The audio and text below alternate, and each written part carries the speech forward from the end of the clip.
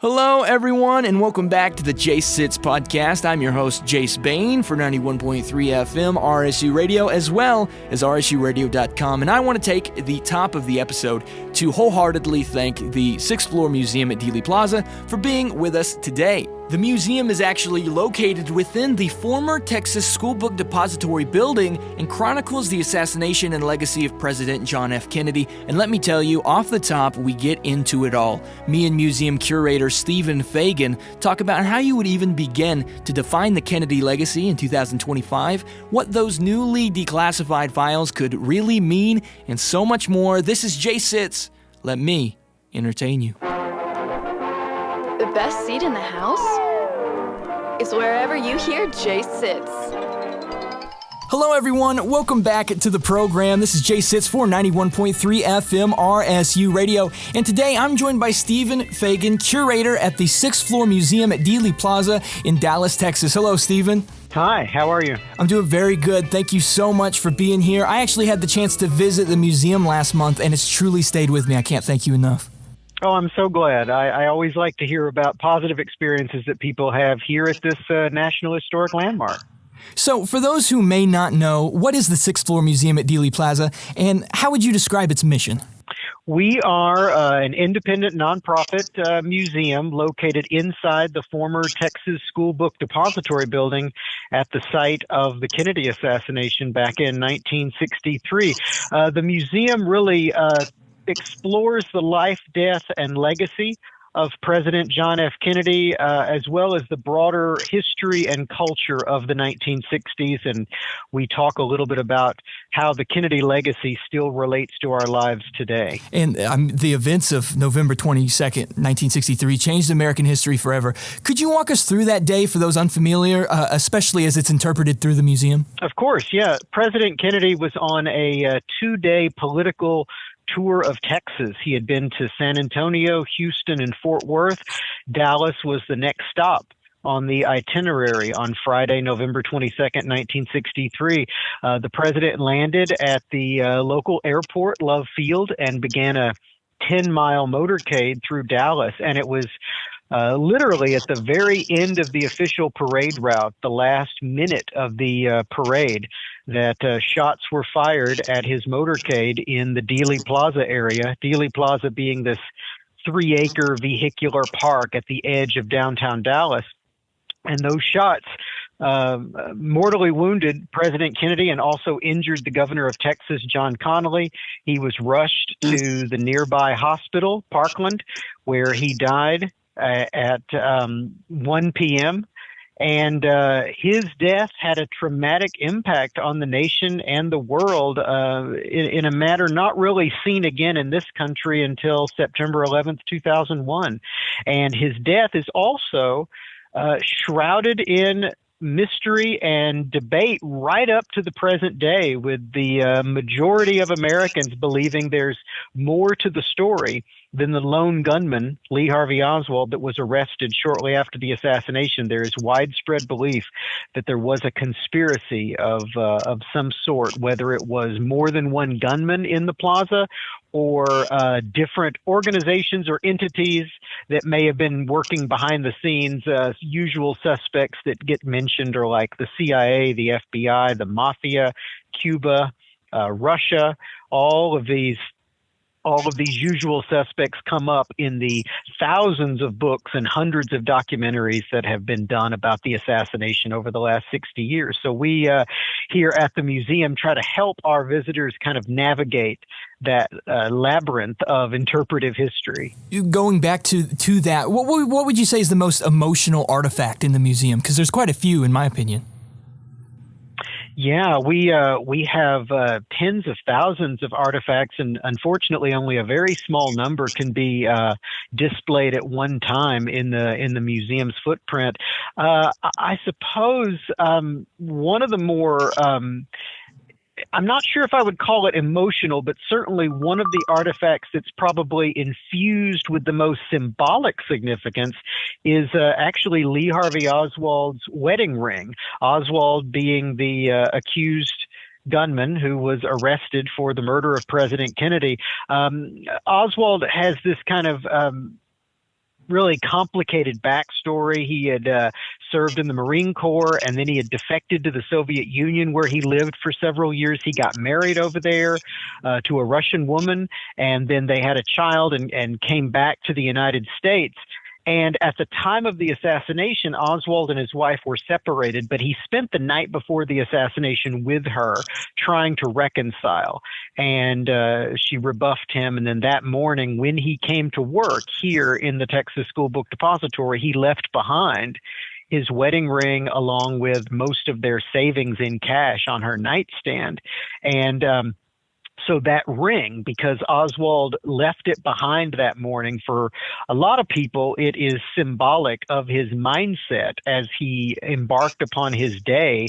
He was 24 years old at the time, kind of in the midst of a disintegrating marriage and a confused political ideology. And there is this belief among some that by leaving behind that ring, that is tantamount to Oswald saying he knows he can't go home again. And so having it on the 6th floor within view of that southeast corner sniper's perch where the shots were fired is for many very emotional, because it provides kind of a window into the mindset of the accused assassin. Did you say 24 years old? Oswald was 24 years old. He had actually just turned 24 at the time of the assassination. Wow, I had no clue about that. That's fascinating. Yeah. Well, currently, you've got a very unique exhibit on display, A Child's Eyes, November 22nd, 1963. How did that concept come about, and what kind of reactions has it received? Yeah, it's a really interesting exhibit, and it's one we very quickly put together based on a donation that we received late last year.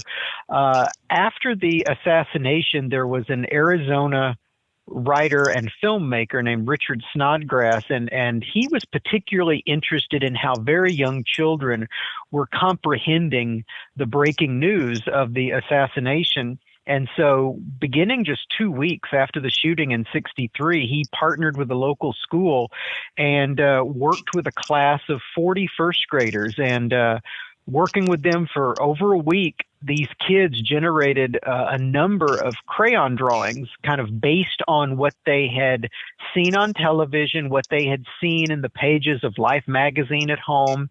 And then Mr. Snodgrass, in addition to collecting this artwork, he interviewed the kids. And ultimately, he and some colleagues produced a short film called A Child's Eyes, November 22nd, 1963.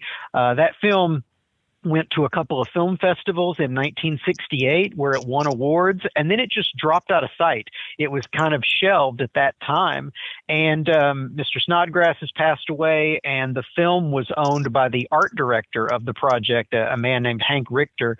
And when he died last year, his widow donated to the museum that film and its copyright, along with all of the surviving crayon drawings from 63. And so this exhibit displays very much like an art gallery, 39 of these crayon drawings that sort of walk us through the events of the assassination weekend through the eyes of these first graders who experienced it through television. And then for the first time in about 60 years, we are showing the film, A Child's Eyes, in the gallery so people can take a look at it and see this artwork and hear the voices of the kids. Absolutely fascinating. Well, there's another exhibit going on right now, John F. Kennedy and the Memory of a Nation. What's that like, and what's the experience it's designed to give visitors? Yeah, that's our core exhibit on the 6th floor. We opened back in 1989, and really that exhibit is very much the same as it was when we opened, with the addition of artifacts and some updated content and a few interactives that we've added over the years. But really that exhibit guides you through geographically the 6th floor of the building, but it tells the broader story of who John F. Kennedy was, what his foreign and domestic policies were like, the major events of his presidency. And then we get into that trip to Texas in the fall of 63, and we reach the assassination right as you approach that southeast corner sniper's perch, which has been reconstructed based on the way it appeared in Dallas police crime scene photographs that day. And from that point, once the assassination takes place in the exhibit's narrative, it really branches off into multiple areas of exploration depending upon your interest. You can follow the story of Lee Harvey Oswald through his arrest up until his shooting. Oswald himself was shot and killed in the basement of Dallas Police Headquarters just 2 days after the Kennedy assassination by a local nightclub owner. So you can follow that story. You can delve right into the evidence and examine eyewitness accounts and look at the FBI scale model of Dealey Plaza that was used in their investigation. You can explore medical and ballistics evidence and some of the lingering questions surrounding the shooting. And then the third path is really the path of memorialization, which looks at the funeral for President Kennedy in Washington on Monday, November 25th, as well as the ways in which the rest of the country and countries all around the world mourned the loss of President Kennedy. And then all of these different areas of exploration really kind of converge at the legacy, which is the last section of the museum that kind of looks at how President Kennedy's life and his times and what he left behind still impact our lives today in terms of space and technology and social activism. And then visitors are welcome to go up to the 7th floor and explore the exhibit that we have up there, which is part of a changing gallery. The 7th floor exhibit changes on a fairly regular basis, 1 or 2 times a year. And what a beautiful exhibit it is. Switching gears now, you guys have a rich digital collection online. What kind of resources are available through jfk.org, and how can people use them for learning or their research? Yeah, we have a pretty vast online collections database that people can access, and it includes thousands of photographs and documents and other material that's in the museum's collection, as well as at this point about 900 oral history interviews with people who lived that experience of the assassination, from eyewitnesses and police officers to journalists and Parkland Hospital doctors to people that were impacted by President Kennedy, like Peace Corps volunteers and civil rights activists and Vietnam War demonstrators. It's all part of this rich archive that we've been gathering for many, many years. We have about 2,600 oral histories, and we continue to grow that collection every year. And so about 900 of those recordings are now accessible online. And in addition to that online database on our website, jfk.org, we also have a really active YouTube channel where I have the great privilege of interviewing people who participated in the assassination story in some way.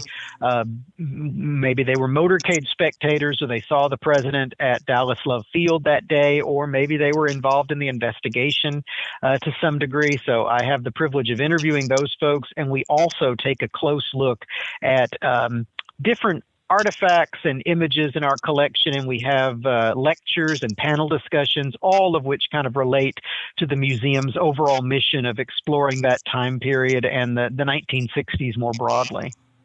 Once again, that was jfk.org, and all of those links are available below. Now, when I visited the museum, I left thinking about Jackie. I mean, Jackie Kennedy became such a huge symbol of grace and strength in tragedy. How does the museum approach telling her story, and why do you think her legacy continues to resonate so well today? That's a good question. Yeah, certainly Mrs. Kennedy is a figure that people follow throughout their museum experience, in part because she's so ubiquitous in the photographs, not just from the assassination weekend, but throughout the Kennedy presidency.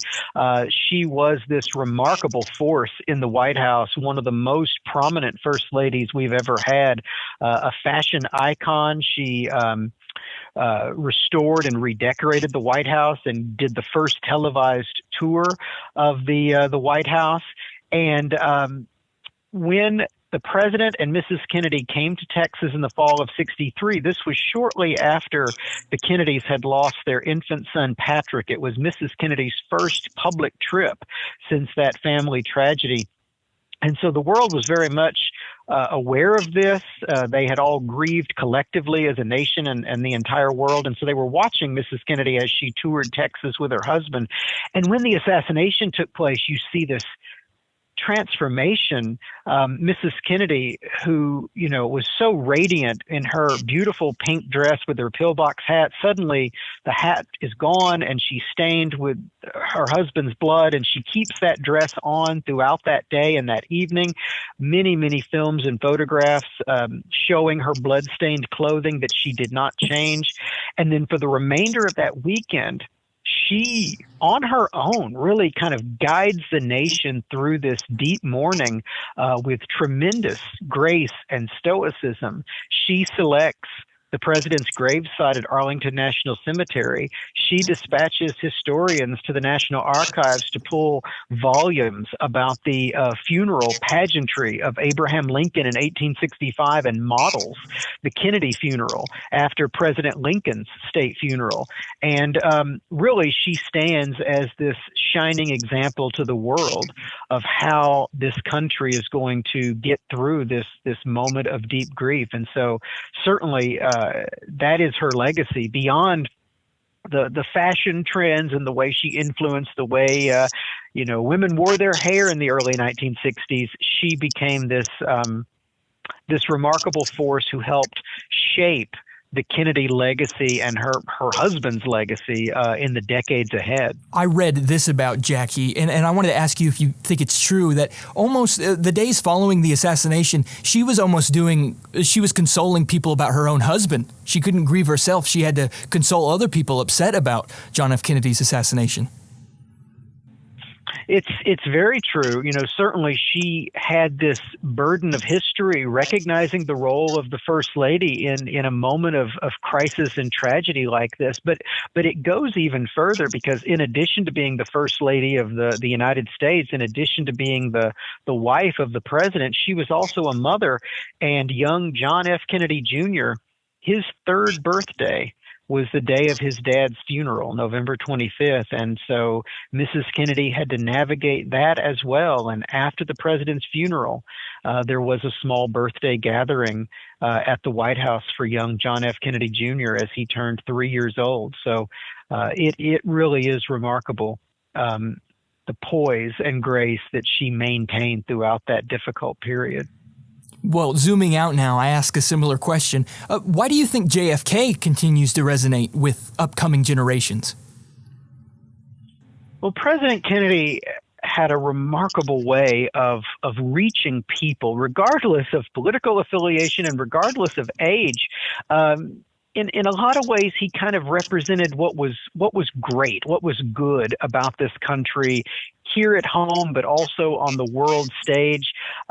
He spoke with optimism, and really that is at the heart of the legacy that he left behind, this sense of unfulfilled hope and promise. The Kennedy years offered so much to us, but in the end, it was tragically cut short, and we're left wondering what might have been and how the trajectory of not just the 1960s, but 20th century American history might have been different had he lived. And so his legacy in terms of civil rights, social activism, space and technology, as well as arts and culture, it remains with us today. And he is still considered one of history's most significant, enduring American figures. And I think in a lot of ways it will remain that way, even once we reach a point where memory fades into history and we lose all of those voices who lived through the 60s and recognized Kennedy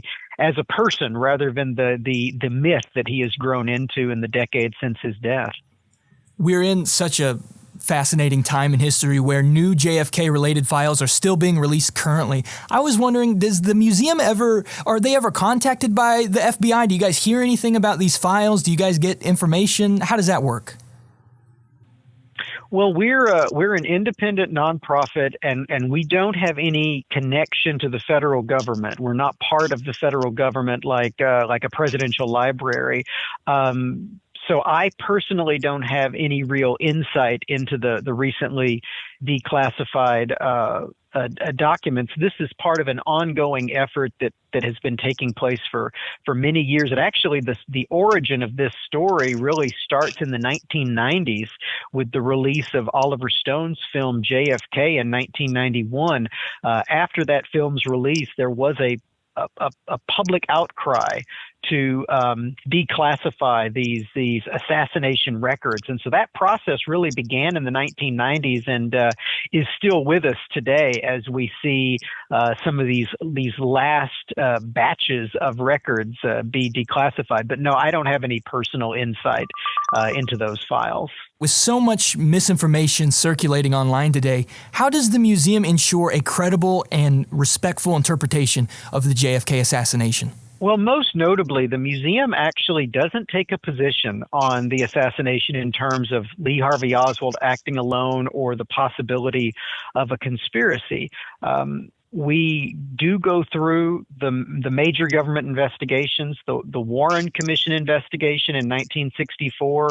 Their conclusion was that Lee Harvey Oswald, acting alone, killed President Kennedy, and he was they found no evidence of a conspiracy. A second government investigation, the House Select Committee on Assassinations in the 1970s, they did conclude, based on some very controversial evidence, that there was a fourth shot fired by a second gunman, and therefore, by definition, a conspiracy. And then, of course, as I mentioned earlier, thousands of books, hundreds of documentaries in this ongoing debate. But we try to help our visitors navigate this interpretive minefield and offer them the opportunity to look out those windows onto the landscape of Dealey Plaza and really decide for themselves what they believe. And our programming really reflects this. We have had, for example, assassination researcher debates here, where I had the privilege of sitting in the middle and moderating a conversation between two gentlemen who participated in those two kind of conflicting government investigations that had these conflicting conclusions about the assassination. And we have had conspiracy researchers speak here at the museum. Of course, we've had historians reflect on the assassination and the Kennedy legacy. So we really try to not take a position on this subject matter and explore not just the Kennedy legacy, but the ongoing legacy and relevancy of the assassination and its impact on the nation and the world and on popular culture. Well, Stephen, once again, thank you so much for being here today. What are some upcoming exhibits, programs, or events that listeners should keep their eye on? Well, this exhibit, A Child's Eyes, or Colorful Memories, that features the film A Child's Eyes, it actually just opened at the museum, so it will be running through early January of 2026. We are doing Friday gallery talks at the museum, and one Friday a month, I'll be hosting a live conversation with somebody who lived that experience. Coming up a week from this Friday, I'll be talking to two ladies who were high school students in Dallas at the time. One of them saw the president at the airport that day, and the other saw the motorcade as it made its way through Dallas. And the two of them will be in conversation with me, and we have other programs coming up. The best way to follow the museum is to look at our social and also subscribe to our YouTube channel. All the programs that we do at the museum are recorded, and they are eventually posted to our YouTube channel, where people from all around the world can watch and listen. Well, I can't thank you enough. One more time, how can people support the museum, either through donations, memberships, or other means? How can we help y'all out? Well, yeah, that would be excellent. We certainly are appreciative of any donations that people would like to make. JFK.org is the site to go to, and from there you can navigate to a donate page. We do have a museum membership program if folks are interested in that, but you can find all of that information at JFK.org. And all those links are down below. Thank you again, Stephen. My pleasure. Thank you.